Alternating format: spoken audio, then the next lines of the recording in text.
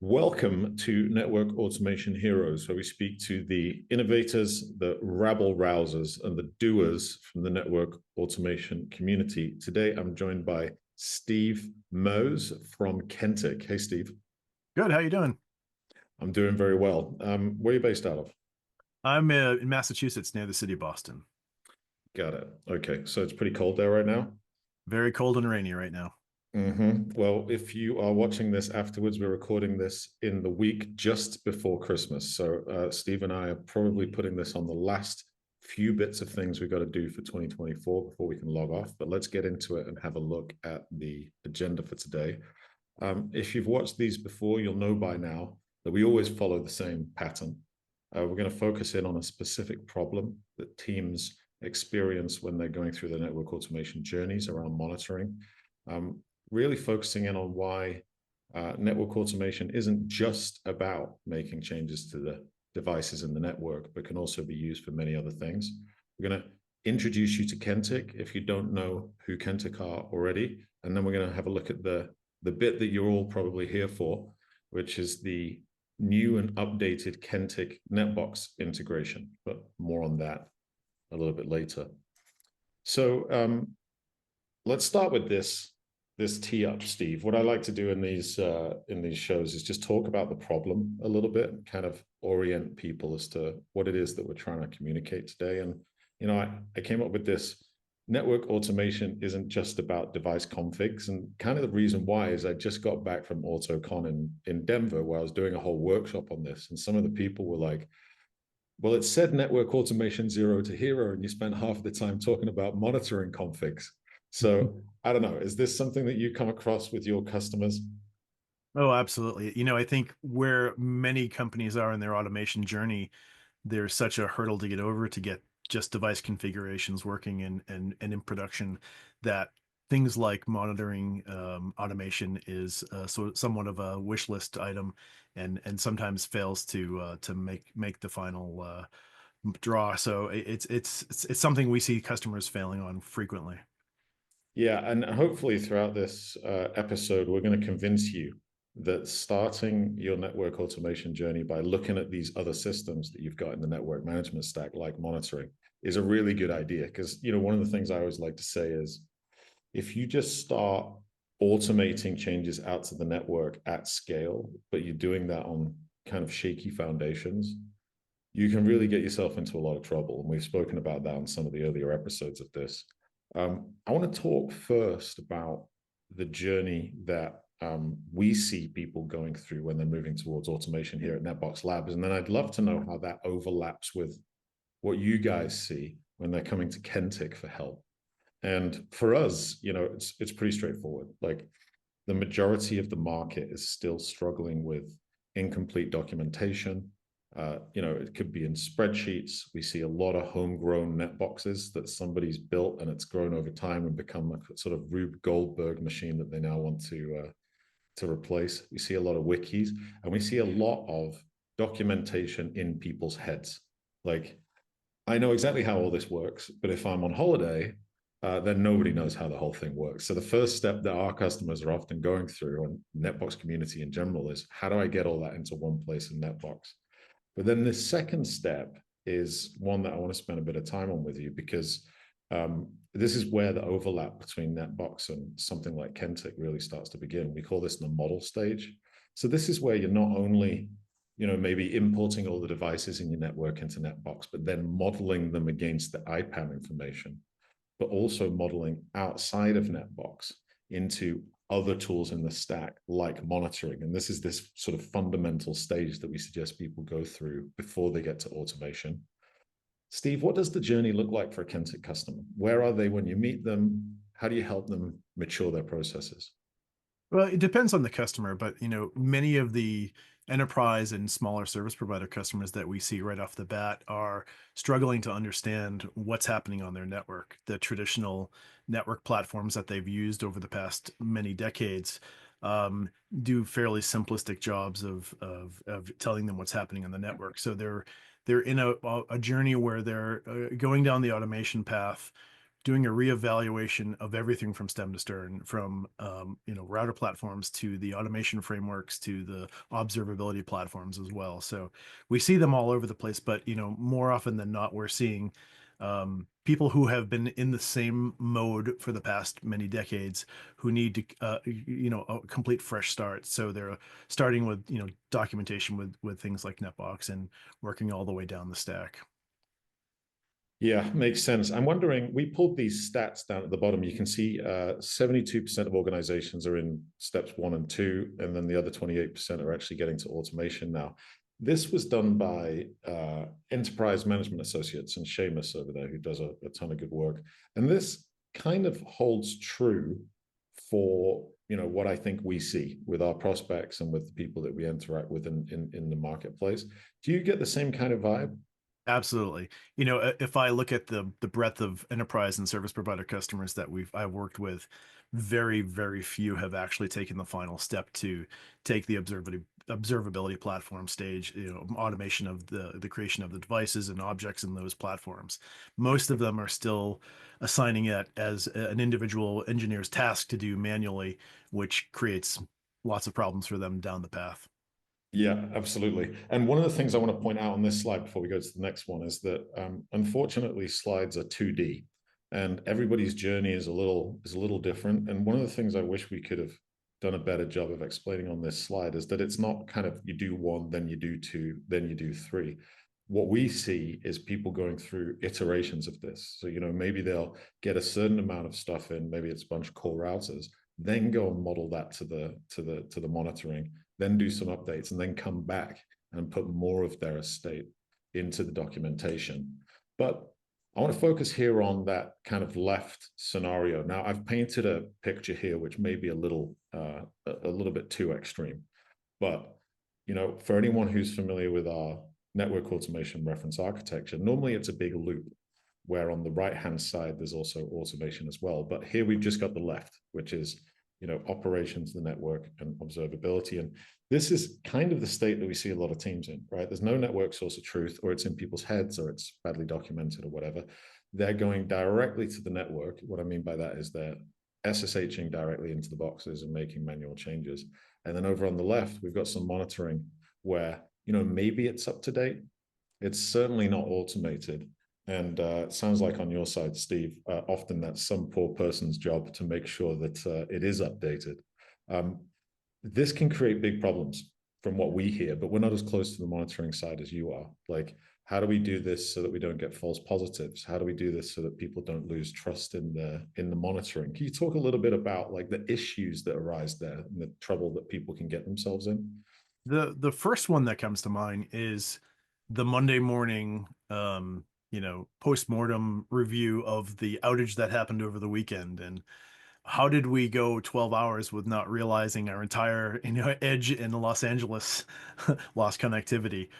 And well, oops, turns out that the new devices that were turned up in that location weren't ever entered into the monitoring system, or observability platform, so that when we had this outage, no, the operations center just didn't know that they even existed. So that's more common. Other things are if they're trying to do post incident forensic work in the security use case, or just general observability use cases. If things like all the sites aren't properly configured within the Kentik platform, they will have mismatches of traffic entering and exiting the network. They'll have some big gaps and some unknowns because the labeling of the traffic information isn't properly configured, because nobody, when the new site was launched, nobody added that site and label within Kentik, so they have gaps in visibility, or it just creates additional work for them to try to figure out what that unlabeled traffic actually is.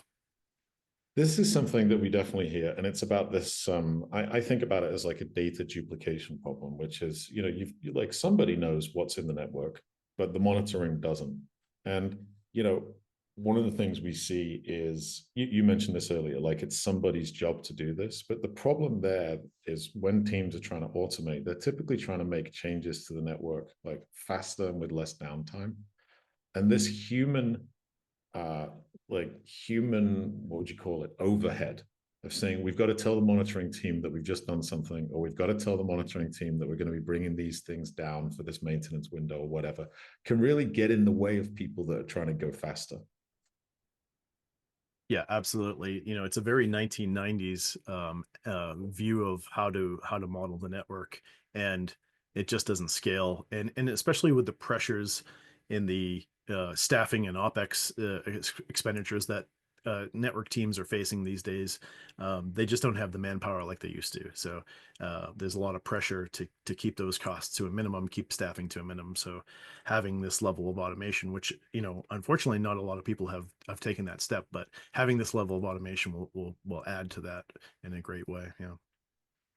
All right, we're going to step forward to kind of introduce the shape of what better looks like here. And, you know, big box in the middle called NetBox. General idea here is that teams go through that document stage, and then they find themselves in a situation where they've already got a couple of advantages. One is that now there's actually something to compare the network against. So often something that people deal with a lot is like network drift. Like somebody's changed something in the network, but how do I know that if I've got nothing to compare it to?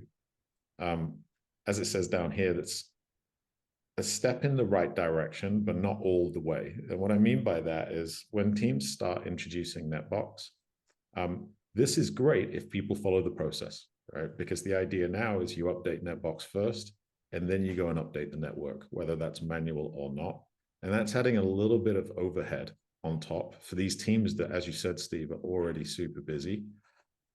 Typically, the cookie to kind of get them to feel good about that is to also give them some automation that's based off of the network source of truth. So now it's not like, oh, I've got to go to NetBox and I've got to SSH into the device, and I've got to update the monitoring. It's I update it in NetBox, and now magic happens and the monitoring is automatically updated. Do you see that kind of flow happening? Do you see monitoring first for these automators? Do you see them doing something else first? No, typically what I've seen is that it's the absolute last step. It's the Huh. and quite often forgotten about, which creates the problem. But no, for us, for what I've seen, it's typically the very last step in a very long list of tasks that have to be completed on like a new device stand up, that type of thing. Yeah, very last task. Huh, that's interesting. And for the customers that you have that are going through their automation paths, are they typically could it sort of flipping that around and starting with monitoring automation, or you brought in at a later step when they've already done, a few other bits in other areas? The smaller percentage of customers that really have taken an automation for first approach definitely do better in that approach, because they're taking a look at a holistic approach to the entire ecosystem. So and these are the customers that are making major investments into NetBox source of truth, really defining what the network should be first, and then looking at all the dependencies, all the things that need to be taken care of. I would still say that's the minority, but those customers who have taken that approach definitely have taken, yeah, observability, backend systems, OSS, first approach, and then, deployed to the real world. Cool. Well, I'm hoping that in some small way in this episode, we can convince people when they're thinking about going for a intent-based automation approach with something like NetBox to think about observability first, because in a lot of ways, it's low-hanging fruit. Like you already have a monitoring solution in your infrastructure. You know it's a pain to do all this duplication and manual updates and like human overhead. The data's right there, and we're going to show how easy it is in just a minute. Let's skip forward a bit and introduce Kentik. So we've been referring to the company throughout. We're assuming that everybody knows what you guys do. I'm not even sure if I know kind of the history here. Maybe you could give us an overview. Sure. Kentik is a network observability platform. So, back 10 years ago, we got our start doing sort of big data approach to flow analysis. So taking in IP net flow at really large volumes, coloring that net flow with additional metadata, BGP routing information, SNMP metadata, geolocation data, plus other things like business logic to really allow customers to understand how traffic is affecting their business really at the end of the day. So our initial customer base was large service providers, um, digital enterprises who were really dependent on internet traffic delivery. So effectively, at the end of the day, any business that really traffic equals revenue, um, it was our initial user base. But we've expanded quite a lot over the years, getting into cloud visibility. So being able to read in public cloud log information and treating that like NetFlow, so that these black box networks that are the public cloud, we can sort of unlock the secret of the backdoor and how they're all connected and what application is talking to which other application, which VPCs are talking to which VPCs, and so forth and so on. So our growth really has been really quite large on the enterprise side of things as the enterprise migrates most applications to the cloud.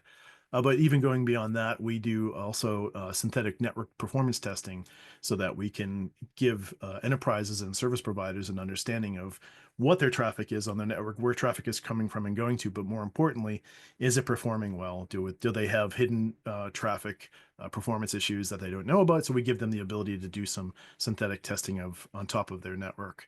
And then most recently, we've added our own network monitoring capability, a traditional NMS, SNMP, streaming telemetry, being able to look at, all devices that run protocols such as an APC UPS all the way down to the biggest Cisco big iron, but looking more at metrics, interface metrics, memory metrics, and anything that can be measured, we have the ability to monitor and observe, but also give you a view of your network more holistically, so that one team might be interested in very fine metrics about how an interface is performing, but also not tie it to just that one metric. We can then say, well, if we're looking at this one interface, which is, if we were looking at traditional SNMP metrics or streaming telemetry metrics, also allow them to very quickly and easily take that into the other parts of the platform to say, what's the actual traffic makeup of this net interface?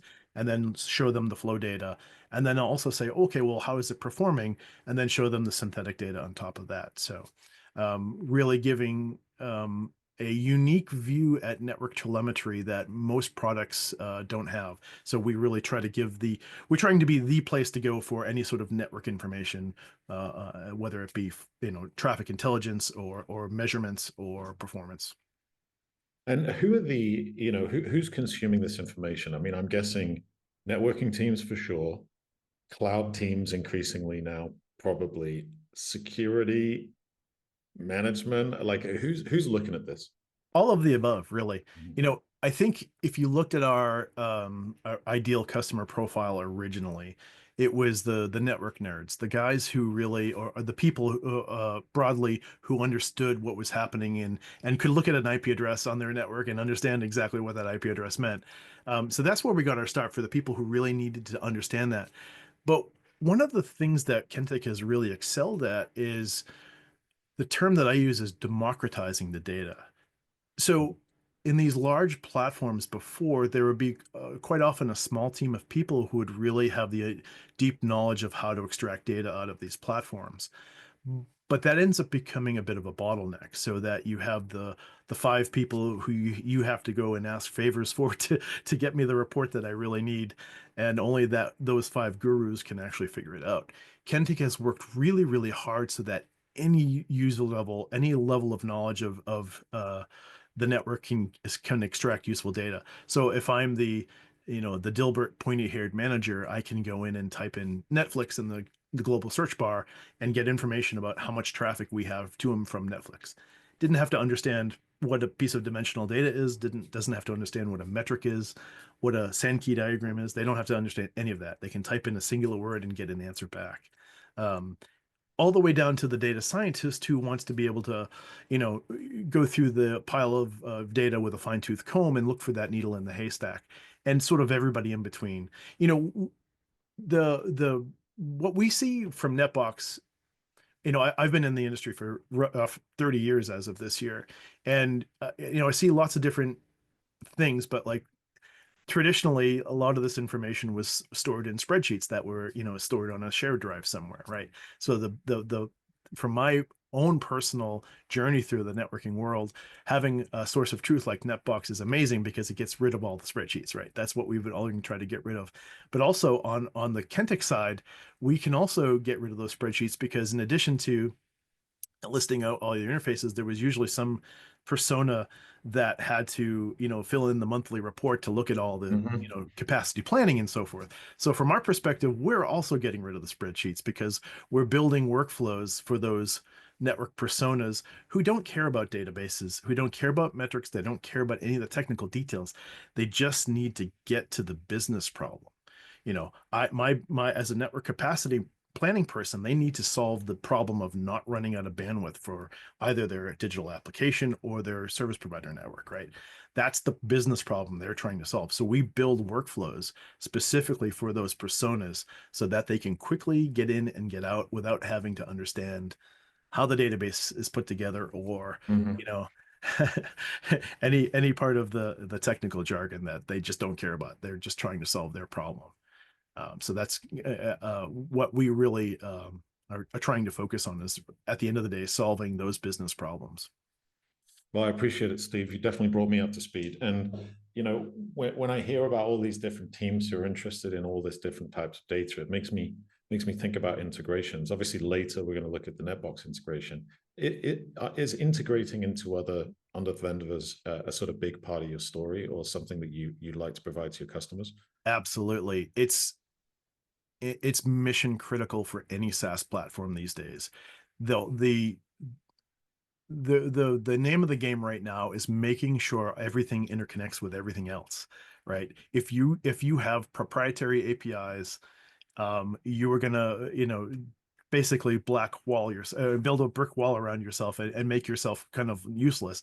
All these teams that we're working with and across all levels of companies, from the biggest digital enterprises to the smallest mom and pop ISP, if you don't have API first, you are just limiting your exposure to the world. So API and integrations, whether it be NetBox or something like your alerting system or ServiceNow or PagerDuty or things like that. That's absolutely mission critical, bar one, if you don't minimum entry. Yeah. Well, we see exactly the same thing, and we're always talking about our big tent strategy, which is to integrate with as many people as possible. Part of it is for exactly the reasons you said, like people just expect that. But the Yep. other is that we really want people to be able to pick whatever tool it is that they happen to know and love, and bring that into the NetBox story too. On Yep. the subject of integrations, I mean, we're getting tantalizingly close now to actually showing what you've been working on. So, do you want to tell us a little bit about the new, or the latest edition, I should say, of the Kentik NetBox integration? Sure. The problem that we're trying to solve is to do an automated synchronization of objects in NetBox that are similar to objects in Kentik. So those things on a very basic level are network devices, right? So as provisioning teams are adding new devices into NetBox, make it simple so that just automatically shows up in Kentik when the time is right.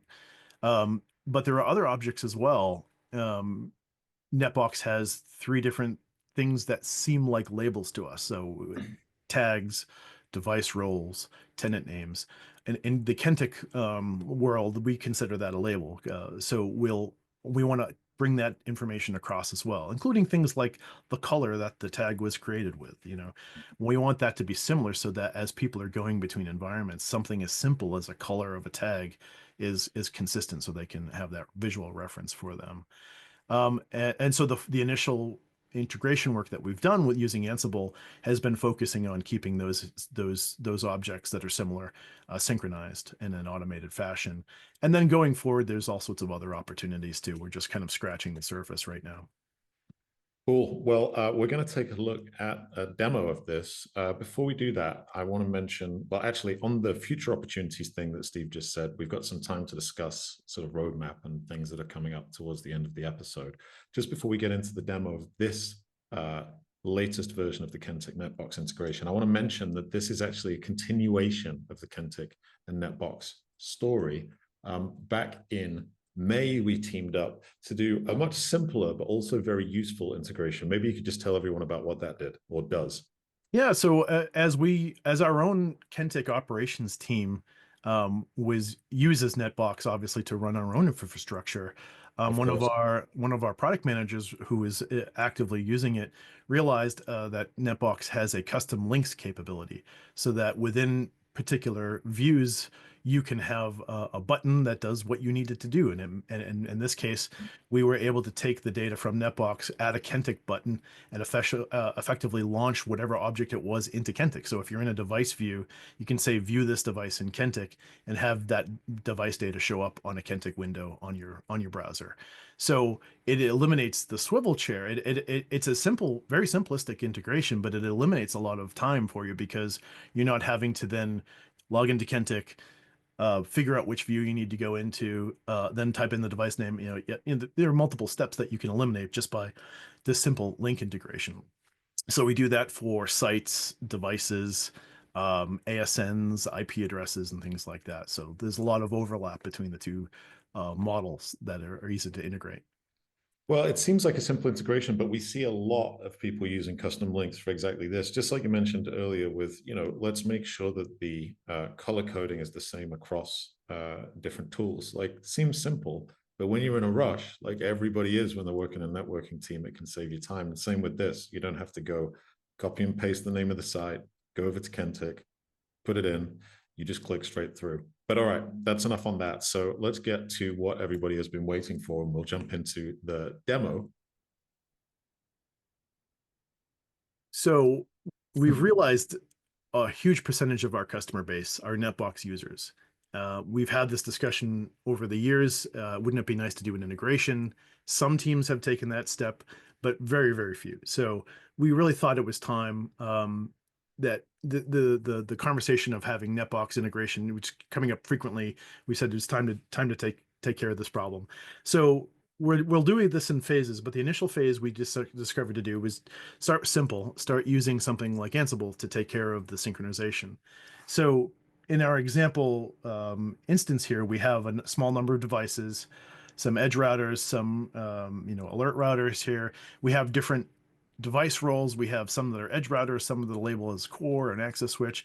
Plus, we also have the ability to put them in different tenants and also give each device a different tag. So if I go into my alert router, I can see it's somewhere down here. That one has no tags defined, but we have the ability to label by these devices as well. So the idea being that if I am now in my Kentik window, which is over here, I have a completely empty Kentik tenant. I've just signed up. I want to get started. I want to get things synchronized. I don't have any devices configured. I don't have any labels configured. It's easy for me to start with a simple Ansible integration. So if we look at the Ansible integrations, it's relatively simple. It's utilizing a number of different collections. It's using the NetBox collection, the Kentik collection, which are easily installable using Ansible Galaxy. So the point that I'd like to make with this is that even if you're not an Ansible shop, you can still use this really, really easily, quickly, without a lot of work, without a lot of install to get this up and running. It's very simplistic. But once you have these very minimal setup, requirements taken care of, it's just a matter of executing a playbook. The playbook will go and grab sites from NetBox and go and create the sites, and then it collects all the different pieces of metadata that we consider to be a label, such as device roles, tenants, tags, and things like that. And then we go through and create them all within Kentik. And then finally, we go through and create all the devices using the Kentik collection, Ansible collection, which takes care of all the various backend API pieces of data that we need for minimal amount of data to create the device. But if you think about this, though, if we just executed this alone, NetBox has bazillion different types of devices, right? So I don't want to run this against my entire device listing and create a bunch of like servers and patch panels and things like that in Kentik. So we obviously want to be able to filter that. So what we can do is give Ansible a dynamic inventory capability by doing things like adding in a role tag to say only add in my edge routers, or in the case that I'll use here is maybe we'll say Only add devices that have the Kentik tag in it, so we'll look for a specific tag. So that way it gives you the ability to, when you create a device, give it an option. Do I need this in monitoring and do I not need it in my observability platform? If it should be in Kentik, give it the Kentik tag and then it'll be taken care of. And that dynamic inventory really is kind of the key to making this, um, you know, flexible enough to be able to work in most people's environments because of that Mhm. problem of not having to, you know, synchronize thousands of devices that just don't need to be in Kentik. Despite our best efforts, everybody's network is still very different. Yeah. Exactly. And we need that flexibility to be able to handle each one of those environments. So if we transition over to a terminal to see what the actual implementation would look like, there are the traditional things like setting API keys and host names and things like that that we don't necessarily will get into, and that information will all be up on the GitHub site. But executing the playbook is very simplistic. In the particular case here, the VM that I used, which is I think Ubuntu 22, had an older version of Ansible, so I installed everything in a virtual environment, including Ansible. So if you look at my very long path names, it's just due to the uniqueness of the old VM that I was using to test on. But it's as simplistic as giving the playbook name and the dynamic inventory YAML file. We then go off, execute it. It goes, it's a bunch of text output effectively, but it's grabbing the data, it's then going through and creating all the device labels, um, taking from the tenants and device roles and things like that, and then finally going through filtering to basically just devices that have had the tag that we applied. So in this case, there are two routers that showed up with tag one as our filter in the dynamic inventory. So if I go back and take a look at my Kentik terminal, I now refresh my screen and I now have the number of devices Mm. with the appropriate tags. And the tag colors have also copied over too. So, and you have the ability to kind of, if you don't use tenants, you can, modify as you need. We don't look at the Ansible playbook as a final destination. Like it's you can use it as is. You modify the filters quickly and easily on the dynamic inventory, but it's also just a set of building blocks. So if you're already using Ansible for your automation workflow, you can just pick and choose the pieces of the playbook that you want to be able to implement. Well, we're giving you at least the roadmap to get to the final point. But if you're just starting your NetBox journey and you're just starting your Kentik inventory or Kentik journey, it's simple as just creating a tag within NetBox to say, hey, put this one into Kentik, don't put it into Kentik, and it's really that simple. And of course, if we go back to our settings page and take a look at our labels, the labels are also copied over, including the colors, which on the surface seems silly, but it really matters at the end of the day because you want that consistency between all your platforms, right? So it's little features like that sometimes can make a little bit of a difference. That's really cool. I know it's going to appeal to a lot of the NetBox community, not only because they have the problems that we're describing here, but also because they're super familiar with Ansible, super familiar with Python. They're going to get how this works straight away. I've got one question about maybe taking this to the next step, Yeah. because one of the things that we did at our workshop in Denver at AutoCon 2 was use things like tags to kind of tell the monitoring on the other side, and I want you to like change how you're monitoring based on these. Is that something that you guys are thinking about or that you see? Yeah, absolutely. So we can use tags. So there are different objects and different types of devices in Kentik. So having multiple tags perform different tasks for different devices. So as an option, like, or as an example, if you added a switch, that needed to be monitored in Kentik NMS, but was never going to generate a flow record, there's no reason to consume a Kentik license for that flow device, right? So you can give it a different tag and have a different device creation profile. Um, looking forward, we're looking at some various options. Kentik has an object called a custom dimension, which is effectively allowing you to create your own column in the database and collect. So basically apply your business logic to your traffic Hmm. information.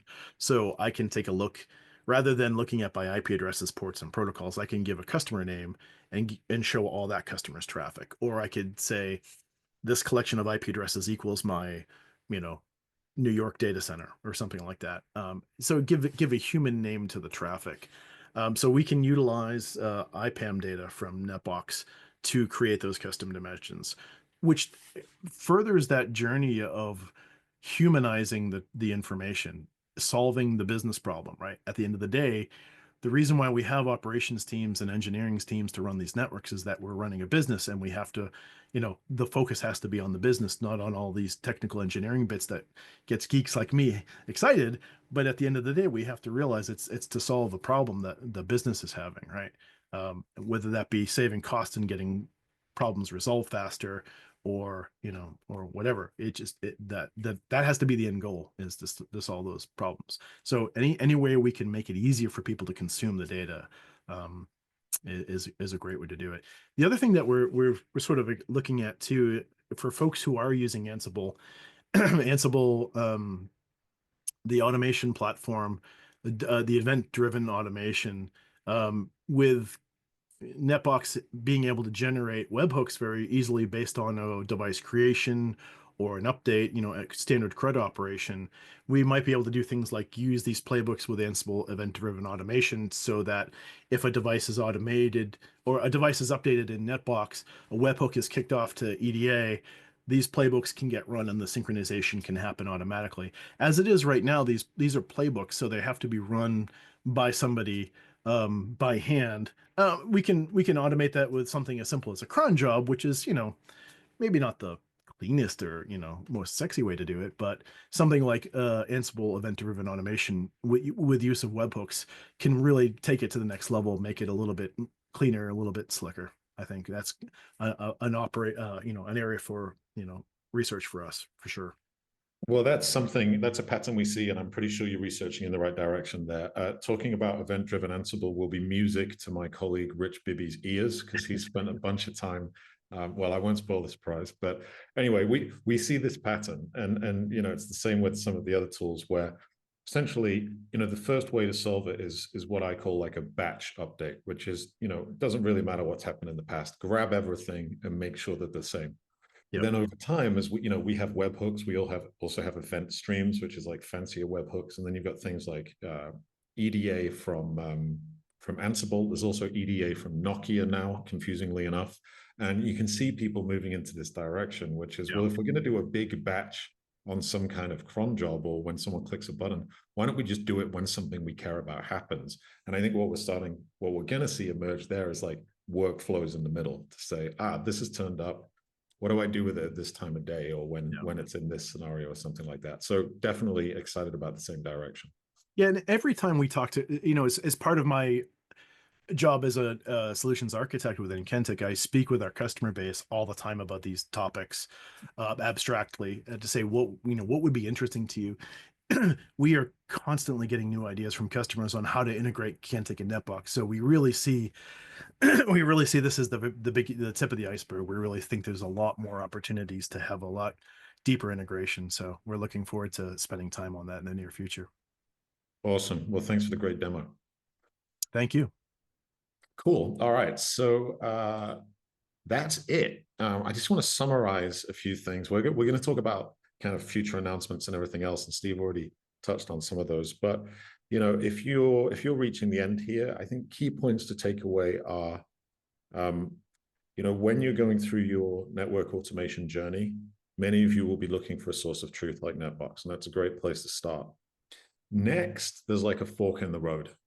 Often, if you Google network automation, you're going to find all sorts of things about Nornia and Ansible and all sorts of things to update the devices. But there's this whole other, I'd say, low-hanging fruit area where you can really help yourselves to save some time, which is using the source of truth to automate other tools in the network stack, like monitoring. We've seen how the integration that was demoed today is just really part of a story, right? Like Kentik already made it possible to have custom links into NetBox. Now we're going to be able to sync the inventories, so you're not messing around doing human overhead and duplicating data or forgetting to update it in the first place. And then next, there's features like custom dimensions coming through. So I say all of that just as a sort of like, watch this space. I'm sure I'm going to be back on another one of these with Steve sometime in 2025 to talk about the next things. Steve, before I thank you and let you go, Kentik 2025, what should we be excited about? Or can you not tell us? Oh, there's lots coming down the pipeline. There's what we internally call better together, which is like finding new ways to link all the various types of telemetry that we collect in a more useful way to the end user. Kentik AI, and of course, no company would No be complete surprises? without an Yeah. AI story, and we have our own.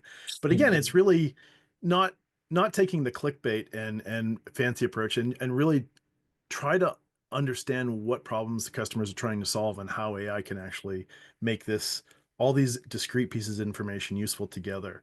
So we're spending quite a lot of time on that. We launched Kentik Journeys this past year, which is a new way to incorporate iterative large language model queries over a visual timeline, which is a really interesting way to start troubleshooting networks. So we really expect more out of that coming in 2025, spending quite a lot of time on that. And our network monitoring system, our Kentik NMS, big plans for that in 2025 as well, adding all sorts of new telemetry types, device support, alerting capabilities, integrations, and so forth. So trying to make all this network telemetry all be useful to the business. Cool. Well, like I said, you're going to probably hear more from Steve and I in next year as some of these cool features come out and as we continue to deepen the integrations between NetBox Labs and Kentik. For now, all that's left for me to say is, Steve, thank you very much for your time today. No, thank you, Marco. It's been great. Cool. And I'll wish everybody at home a Merry Christmas and a Happy New Year if I get this out before the 25th. If I don't, then I hope it was fun.